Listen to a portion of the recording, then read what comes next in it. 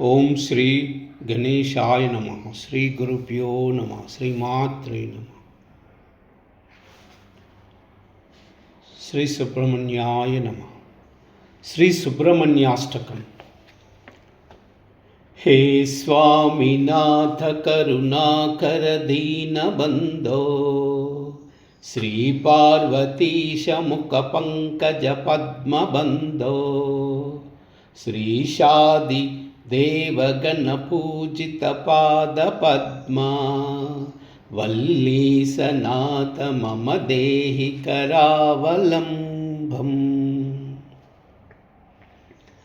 देवादिदेवसुतदेवगणाधिनाथ, देवेन्द्रवन्द्य मृदुमङ्कजमञ्जुपाद, देवर्षि नारद मुनीन्द्र सुगीत्यकीर्ते, वल्लीसनाद मम देहि करावलम्बम्। नित्यान्नदान निरताखिललोकहारिन्, तस्मात् प्रसाद परिपूरित भक्तकामा, श्रुत्यागमा प्रणववाच्य निजस्वरूपा, वल्लीसनाथ मम देहि करावलम्बम्।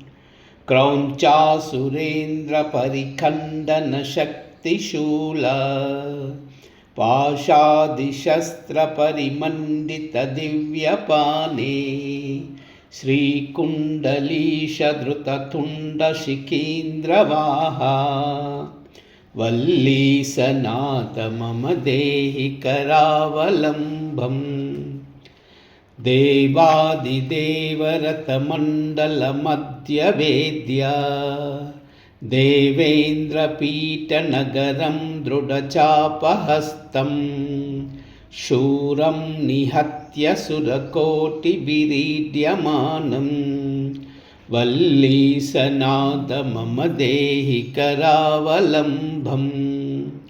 हारादिरत्नमणियुक्तकिरीटहार, केयूरकुण्डललसत्कवचाभिरामा, हे वीरतारक जयामर बृन्दवन्द्या, वल्लीसनाथ मम देहि करावलम्बम्।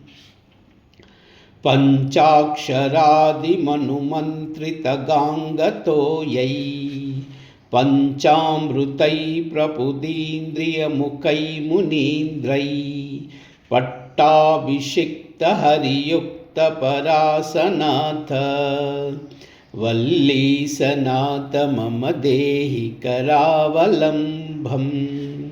श्रीकार्तिकेय करुणामृतपूर्ण दृष्ट्वा, कामादिरोगकलुषीकृत दुष्टचित्तं, सिक्त्वा तु मामद मम कलादरकान्तिकान्त्यां, वल्लीसनाथ मम देहि करावलम्बम्।